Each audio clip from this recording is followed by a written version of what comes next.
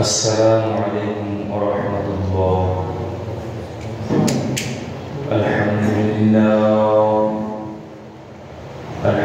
لله وكفى والسلام على عباده الذين اصطفى. أما بعد فأعوذ بالله من الشيطان الرجيم. بسم الله الرحمن الرحيم. يا أيها الذين آمنوا كتب عليكم الصيام كما كتب على الذين من قبلكم لعلكم تتقون. صدق الله مولانا العظيم.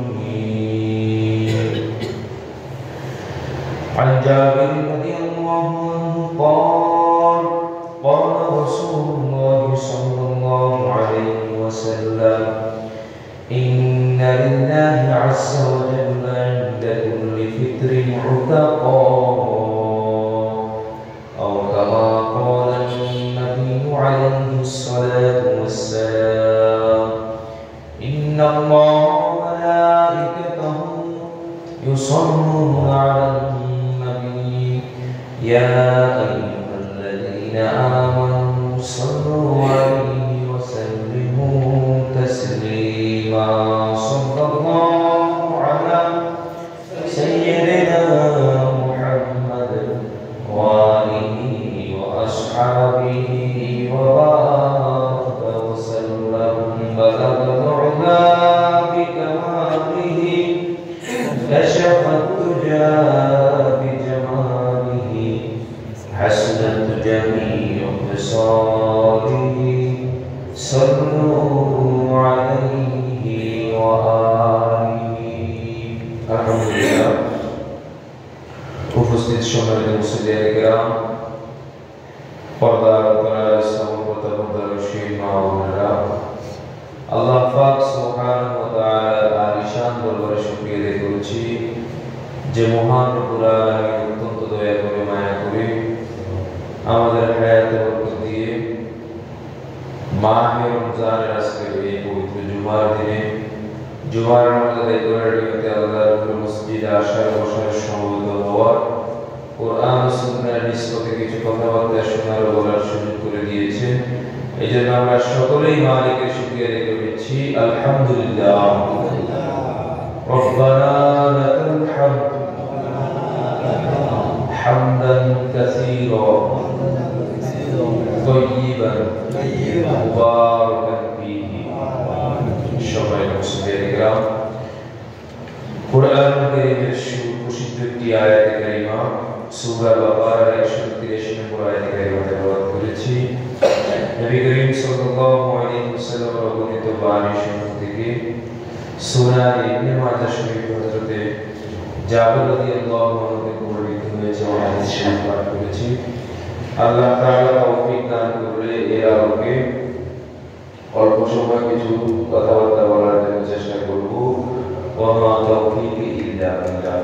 সম্মানিত উপস্থিতি, প্রিয় হাজিরিন, রমজান চলমান, রমজানের বিষয়ে জরুরি কিছু কথাবার্তা আমাদের জানা দরকার। আজকে ইনশাআল্লাহ কয়েকটি বিষয় আলোচনা করার নিয়ত করেছি। প্রথমত রমজান মাসের ফজিলত, দ্বিতীয় রোজার ফজিলত, 3 নম্বর রোজাদারের মর্যাদা, নম্বর 6 সাহারির বিধান ও ফজিলত, 5 ইফতারের ফজিলত, 6 তারাবির ফজিলত, 7 নম্বর রোজার বিধান। এরপর কিছু জরুরি মাসলা মাসাইল আমরা 8 নম্বর আলোচনা করার চেষ্টা করব ইনশাআল্লাহ। একেবারে সংক্ষেপে আলোচনা হবে। বাড়ি ঘরে যারা আছেন মেহরবানি করে দ্রুত মসজিদমুখী হন। প্রথমত আসি আমরা রমজান মাসের ফজিলত। রমজান মাস বছরের মধ্যে আল্লাহ পাক রব্বুল আলামিন 12টি মাস রেখেছেন। সেই 12 মাসের মধ্যে সবচেয়ে উত্তম এবং সবচেয়ে দামি মাস হচ্ছে রমজান মাস। সুবহানাল্লাহ, এটা সবচেয়ে দামি রমজান মাস। রমজান মাসকে ধামি ঘোষণা দিয়ে, রমজান মাসের মর্যাদা বর্ণনা দিয়ে আল্লাহ পাক রব্বুল আলামিন পবিত্র কোরআনুল কারীমে সূরা বাকারার 185 নম্বর আয়াতে কারিমায় আল্লাহ তাআলা ইরশাদ করেন, শাহরু রমাদানুল্লাযী উনজিলা ফীহিল কুরআন। রমজান মাস, যে মাসে আল্লাহ পাক রব্বুল আলামিন পবিত্র কোরআনুল কারীম নাযিল করেছেন। সুবহানাল্লাহ। রমজান মাস সম্মানিত হওয়ার জন্য এটাই যথেষ্ট। এই মাসে আল্লাহ কোরআন নাযিল করেছেন। সম্মানিত উপস্থিতি, প্রিয় হাজিরিন, রমজান মাসে আল্লাহ পাক রব্বুল আলামিন জান্নাতের দরজাসমূহ খুলে দেন। সুবহানাল্লাহ। এটা রমজান মাসের ফজিলত মনে রাখবেন। রমজান মাসে জান্নাতের দরজাগুলো খুলে দেওয়া হয়, জাহান্নামের দরজাগুলো বন্ধ করে দেয় এবং শয়তানকে শিকলবন্দি করা হয়। রমজান মাসে আমাদের জন্য অনেক সুযোগ। শয়তানের ওয়াসওয়াসা, শয়তানের কুমন্ত্র থেকে আমরা বাঁচার জন্য যদি চেষ্টা করি, ইনশাআল্লাহ আমরা বাঁচতে পারবো। রমজান মাসকে আমরা কাজে লাগানোর চেষ্টা করব ইনশাআল্লাহ। সহিহ বুখারী শরীফে হযরত আবু হুরায়রা রাদিয়াল্লাহু আনহু থেকে বর্ণিত, قال رسول الله صلى الله عليه وسلم, আল্লাহ রাসূল সাল্লাল্লাহু আলাইহি ওয়াসাল্লাম বলেছেন, ইদা দাখালা রমাদান, যখন রমজান আসে, ফুতিহাত আবওয়াবুল জান্নাহ, আল্লাহ তাআলা জান্নাতের দরজাগুলো খুলে দেন। সুবহানাল্লাহ। রমজান আসলে আল্লাহ জান্নাতের দরজাগুলো খুলে দেন। ওয়া গুলিকাত আবওয়াবু জাহান্নাম, এবং জাহান্নামের দরজাগুলো বন্ধ করে দেওয়া হয়। ওয়া সুলসিলাতিশ শায়াতিন, এবং শয়তানকে শিকলবন্দি করা হয়। এই রমজান মাসের একটা বৈশিষ্ট্য ফজিলত, রমজান মাসে আল্লাহ তাআলা জান্নাতের দরজাগুলো খুলে দেন, জাহান্নামের দরজাগুলো আল্লাহ তাআলা বন্ধ করে দেন, শয়তানকে শিকলবন্দি করা হয়। এজন্য আমরা রমজানকে মূল্যায়ন করব, কদর করব। শয়তানের ওয়াসওয়াসা সরানোর কোনো চিন্তা নাই। নিজের মনকে তৈরি করি, আল্লাহর দিকে মুতাওয়াজ্জিহ হই, আমলের দিকে অগ্রসর হই। সম্মানিত উপস্থিতি, রমজান মাস সওয়াব বহুগুণ বৃদ্ধির মাস। সুবহানাল্লাহ। রমজান মাস সওয়াব বহুগুণ বৃদ্ধির মাস। যেমন নবী করিম সাল্লাল্লাহু আলাইহি ওয়াসাল্লাম বলেন, সহিহ বুখারী শরীফের রওয়ায়াত এসেছে, قال رسول الله صلى الله عليه وسلم لامرأة من الأنصار, আল্লাহ রাসূল একজন আনসারী মহিলা সাহাবীকে বলেছেন, ইদা জাআ রমাদান, যখন রমজান আসে, ফা'তামিরি, তুমি উমরা করো। রমজানে কি করো? উমরা করো। উমরা রমজানে উমরা করো। ফাইন্না উমরাতান ফীহি তা'দিলু হাজ্জাতান, রমজানে উমরা করলে ফজিলত কি? রমজানে যারা উমরা করে তাদের উমরা হজের সওয়াব রাখে। সুবহানাল্লাহ। আল্লাহ কত সওয়াব। দেখেন, রমজানে উমরা করা, উমরা তো 1,20,000 বা আরো কমও অনেক উমরা করতে পারে, কিন্তু যখন হজ করতে যায়, যাদের হজ খরচ 3 লাখ 3.5 লাখ টাকার দিকেও দেখেন কত টাকা রমজান। রমজান মাসে উমরা করা এটা হজের সওয়াব। এজন্য ভাই, রমজান মাসে যারা এমনি অন্য সময় যারা উমরা করেন, চেষ্টা করে রমজান মাসে উমরা করার নিয়ত করেন, আলাদা একটা শান্তি পাবেন ইনশাআল্লাহ। আর রমজান মাসে উমরা করতে পারলে ইনশাআল্লাহ আপনি হজের সওয়াব পেয়েছেন। এবং মক্কা মদিনা যদি আপনি সফর করতে পারেন, অবশ্যই আপনার খুশনসিব। এজন্য উমরায় সফরে যারা যান, রমজান মাসে উমরায় যাওয়ার নিয়ত করে চেষ্টা করবেন ইনশাআল্লাহ। সম্মানিত উপস্থিতি, এবং 2 নম্বর বিষয় আসে রোজার ফজিলত। রোজা ঢাল স্বরূপ। যুদ্ধের ময়দানে শত্রু থেকে গুলি আসুক, তীর আসুক, বর্ষা আসুক, ধীর আসুক, আমরা ঢাল হিসেবে ব্যবহার করা হয় না, ঢাল। রোজাটাও এরকম ঢাল স্বরূপ, যতক্ষণ পর্যন্ত সে রোজাকে ছিদ্র না করে, এটা ঢাল স্বরূপ। এজন্য গুনাহ থেকে যাবতীয় যত গুনাহ আছে ওই গুনাহগুলো আমাদের কাছে যেন আসতে না পারে। রোজাকে আল্লাহ তাআলা ঢাল স্বরূপ দিয়েছেন, আমরাও আমাদের গুনাহের সামনে রোজাকে ঢাল হিসেবে পেশ করে দেব, পারবো তো ইনশাআল্লাহ? ঢাল স্বরূপ এই ঢালকে আমরা ছিদ্র করব না, নষ্ট করব না, তার মানে কোনো গুনাহের ধারে কাছেও যাওয়া যাবে না। সহিহ বুখারী শরীফ হযরত আবু হুরায়রা রাদিয়াল্লাহু আনহু থেকে বর্ণিত, عن أبي هريرة رضي الله عنه أن رسول الله صلى الله عليه وسلم قال نبي كريم صلى الله عليه وسلم বলেছেন الصيام جنة রোজা ঢাল শুরু। রোজা কি বলে ভাই? ঢাল শুরু। الصيام جنة রোজা ঢাল শুরু। আলা ইয়াকুজ কোন অশ্লীল কাজ করিও না। রোজা ঢাল শুরু, রোজার মধ্যে কোন অশ্লীল কাজ করিও না। আলা ইয়াকুজ ওয়ালা ইয়াজহাল মূর্খতা ছড়াইও না, মূর্খ হইও না। রমজান মাসে মূর্খতা দেখানো যাবে না। এরপর নবী বলতেছেন ওয়া ইনিল মুরু ক্বালাহু যদি কেউ তোমার সাথে ঝগড়া করতে আসে, কি আসে বলবে? বেজার করতেছে, ওদের কথা আসে না, চিল্লাচিল্লি করে, অন্য সময় করে। যদি তোমার সাথে কেউ ঝগড়া করতে আসে আও শাতামাহু অথবা তোমাকে গালিগালাজ করে, আসে না কেউ গালিগালাজ করে, মানুষ গালিগালাজ করে অথবা ফালিয়াকুল তখন তুমি বলবে, কি বলবে? নবী বলতেছেন ইন্নী সাইম আমি কি রোজার মাসে যদি কেউ আমাদের তথ্য করার জন্য চেষ্টা করে, গালিগালাজ করে, ঝগড়া করতে চেষ্টা করে, আমরা বলে দেবো কি ইন্নী সাইম আমি রোজাদার। নবী বলেন মাররাতাই এটা দুইবার বলবে, বাবা আমি রোজাদার, আমি রোজা ভাই আমি রোজা রাখছি, আমি তোমার সাথে ঝগড়ায় জড়াতে পারবো না, এবার আমি রোজা রাখছি তুমি আমাকে বিরক্ত করিও না, এটা বলে কাটি পড়ে যাবে। সবাই মুসলিম সহিহ বুখারী শরীফে হযরত আবু হুরায়রা রাদিয়াল্লাহু আনহু থেকে আরেকটি হাদিস বর্ণিত আছে।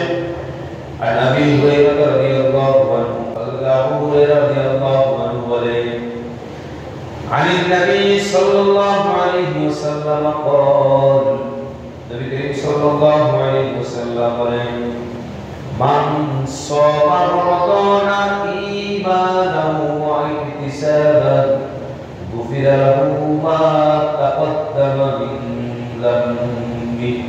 নবী করিম সাল্লাল্লাহু আলাইহি ওয়াসাল্লাম বলেন যে ব্যক্তি ঈমান ও ইখলাসের সাথে সওয়াবের আশায় গুনাহ মাফের আশায় রমজান মাসে রোজা রাখে গুফিরা লাহু মা তাকদ্দামা মিন যামবিহি আল্লাহ পাক রব্বুল আলামিন তার পিছনের জিন্দেগির সকল গুনাহ মাফ করে দেন। সুবহানাল্লাহ। রমজান মাসে রোজাগুলো যেন ভাই যত্নের সাথে খেয়াল করে আমরা রাখার জন্য চেষ্টা করব ইনশাআল্লাহ। আল্লাহ তাআলা আমাদেরকে তৌফিক দান করুন সকলে আমিন। সম্মানিত উপস্থিতি প্রিয় হাজিরিন, কয়েকটি বিষয় মুখতাসার কিছু আলোচনা হবে বুঝার জন্য, আসলে আমরা খেয়াল করব ইনশাআল্লাহ।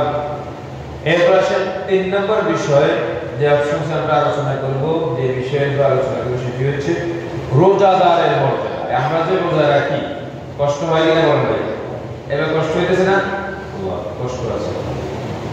রোজাদারের আসলে মর্যাদাটা কি আমাদের তো বুঝতে হবে। আমার সম্মানিত মুসলিয়ানে কিরাম, রোজাদারের অনেক মর্যাদা আছে, তার মধ্যে রোজাদারের একটি মর্যাদার কথা আপনারা শুনুন। জান্নাতের মধ্যে রায়্যান নামক একটি দরজা আছে, যেই দরজা দিয়ে জান্নাতে প্রবেশ করবে একমাত্র রোজাদার ব্যক্তিগুলো। বলুন সুবহানাল্লাহ। সেই দরজা দিয়ে, রায়্যান নামক দরজা দিয়ে রোজাদাররাই প্রবেশ করবে, আর কেউ প্রবেশ করবে না। সহিহ বুখারী শরীফের মধ্যে হযরত আবু হুরায়রা রাদিয়াল্লাহু আনহু থেকে বর্ণিত আন্না রাসূলুল্লাহ সাল্লাল্লাহু আলাইহি ওয়াসাল্লাম قال আল্লাহ রাসূল সাল্লাল্লাহু আলাইহি ওয়াসাল্লাম বলেছেন ওয়াল্লাযী নাফসি বিয়াদিহি, ওই সত্তার কসম যার হাতের মধ্যে আমার জান, আমার জীবন, লাখলুকু ফামিস-সাইমি আতয়াবু ইনদাল্লাহি তাআলা, রমজান মাসে যারা রোজা রাখে সেই রোজাদার ব্যক্তির রোজা রাখার কারণে পেটের মধ্যে যে একটা টক্সিন জাতীয় গ্যাস হয়, সেই গ্যাসের কারণে মুখের মধ্যে একটু গন্ধ হয়। ওয়াল্লাযী নাফসি বিয়াদি, আল্লাহ রাসূল বলেন আমার জান যে সত্তার হাতে, লাফলু ফামিস সাইমি আতিয়াবু ইনদাল্লাহি তাআলা মিন রিহিল মিসকি, রোজাদারের মুখের দুর্গন্ধটা আল্লাহ পাক সুবহানাহু ওয়া তাআলার নিকট মিশকের চাইতেও বেশি সুগন্ধ। সুবহানাল্লাহ। রোজাদারের মুখের দুর্গন্ধটা আল্লাহর কাছে মিশকের চাইতেও বেশি আতিয়াবু, পবিত্র। সুবহানাল্লাহ। এজন্য রোজাদারের ফজিলত মর্যাদা আছে কিনা বলেন ভাই? অনেকটা। রোজাগুলো রাখবেন ভাই, হেলায় দুলায় যেন কারো একটা রোজাও যেন রোজা ভাঙা কথা দূরের কথা মাকরু যেন না হয়, রোজার মধ্যে সন্দেহ যেন না আসে। এভাবে চেষ্টা করব, তাহারিকের সাথে সতর্কতার সাথে আমরা রোজাগুলো রাখার জন্য চেষ্টা করব।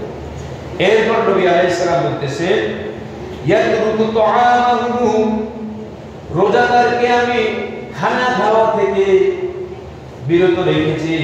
খানা সে খেতে পারে নাই, ওয়াশারাবু সে পান করতে পারে নাই, তৃষ্ণায় কাতর ছিল, কিছু পান করে নাই। ওয়াশাহওয়াতাহু মিন আজলি, সে তার মনের বাসনাও পূরণ করতে পারে নাই, সে আমাকে ভয় করেছে।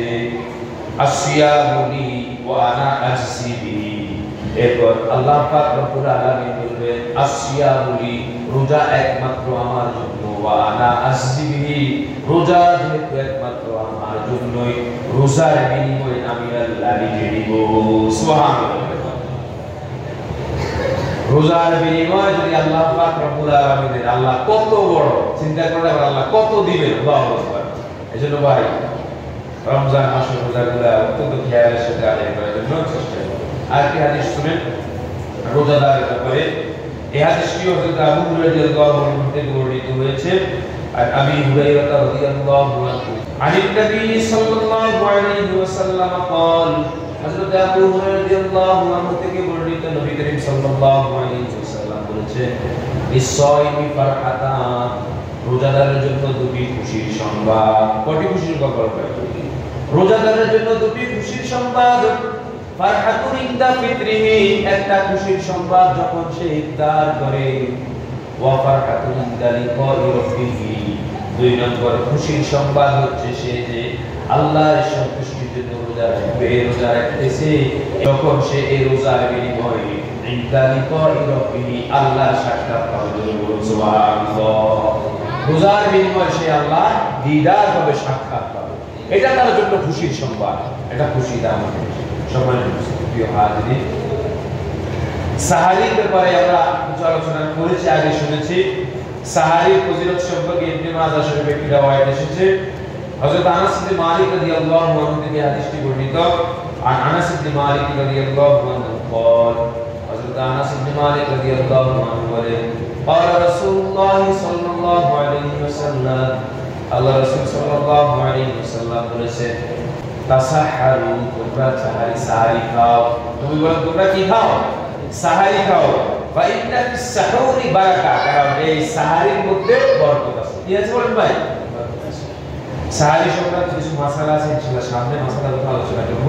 সংক্ষেপে বক্তব্যে সাহারি মাসালা করব। এরপর আসুন ভাই ইফতারের ফজিলত। ইফতারের সময় দোয়া কবুল হয়। সুবহানাল্লাহ। ভাই ইফতারের সময় দোয়া করবেন ভাই। ইফতারের সময় ইফতারের মধ্যে ঢুকে না পড়ে ইফতার রেডি করার পাশাপাশি তখন দোয়া হবে বা মনে মনে দোয়া করিয়া দোয়া করার চেষ্টা করি। ইফতার রেডি, ওই দিকে আমরা অবস্থান না করে একটু দোয়ায় শরীক হয়ে যায়। হাত তোলার দরকার নেই, মনে মনে দোয়া করা আল্লাহর কাছে, মাগফিরাত চান, নিজের জন্য চান, আহল ওয়ায়াল পরিবারবর্গ, মা বাবা, আত্মীয়স্বজন, জীবিত মৃত কবরবাসী, তারপর বাড়ি করে আছে, প্রবাস আছে, সবার জন্য আমরা দোয়া করব ইনশাআল্লাহ। পারবো ইনশাআল্লাহ দোয়া করব, মাগফিরাতের জন্য দোয়া করব। কারণ ইফতারের সময় আল্লাহ পাক রব্বুল আলামিন অনেক জাহান্নাম থেকে মুক্তি দান করবেন। সুনানে ইবনে মাজাহ শরীফে হযরত জাবির রাদিয়াল্লাহু আনহু থেকে বর্ণিত। আর জাবির রাদিয়াল্লাহু আনহু বলেন, হযরত জাবির রাদিয়াল্লাহু আনহু বলেন قال رسول الله صلى الله عليه وسلم, আল্লাহ রাসূল সাল্লাল্লাহু আলাইহি ওয়াসাল্লাম বলেছেন ইন্না লিল্লাহি আযজা ওয়া জাল্লা ইনদা কুল্লি ফিতরিন উতাকা নিশ্চয়ই আল্লাহ পাক রব্বুল আলামিন ইফতারের সময় অগণিত মানুষকে জাহান্নাম থেকে মুক্তি দান করে। সুবহানাল্লাহ। আর ওই সময় আমরা দোয়া করি, আমাদের আত্মীয়স্বজনরা কবরবাসী আছে তাদের জন্য দোয়া করি ইনশাআল্লাহ। এবার আসুন ভাই 7 নম্বরে আমাদের আজকে আলোচনার বিষয় রোজার বিধান। রোজাটা কি আসলে? আমরা রোজা রাখতেছি, রোজাটা কি? রোজার বিধান। রোজার বিধান সূরা বাকারার 183 নম্বর আয়াতে কারিমায় আল্লাহ তাআলা পবিত্র কোরআনে ঘোষণা করতেছেন, যে আয়াতে কারিমা আমি খুতবা তেলাওয়াত করেছি। আল্লাহ তাআলা বলেন, ইয়া আইয়ুহাল্লাযীনা আমানু, হে ঈমানদারগণ, কুতিবা আলাইকুমুস সিয়াম, তোমাদের উপর রোজাকে ফরজ করা হয়েছে। তোমাদের উপর রোজাকে ফরজ করা হয়েছে। কামা কুতিবা আলাল্লাযীনা মিন ক্বাবলিকুম, শুধু তোমাদের উপর ফরজ করেছে এমন নয়, যেমন করেছি তোমাদের পূর্ববর্তীদের উপর রোজা, লাআল্লাকুম তাত্তাকুন, যাতে করে তোমরা কি হও? পরহেজগার হও। তাই পবিত্র কোরআন কারীম আমরা রোজা কি বলেন ভাই? ফরজ। রোজা ফরজ। এবার আসুন মুসনাদে আহমদ হযরত আবু হুরায়রা রাদিয়াল্লাহু আনহু থেকে বর্ণিত একটি হাদিস।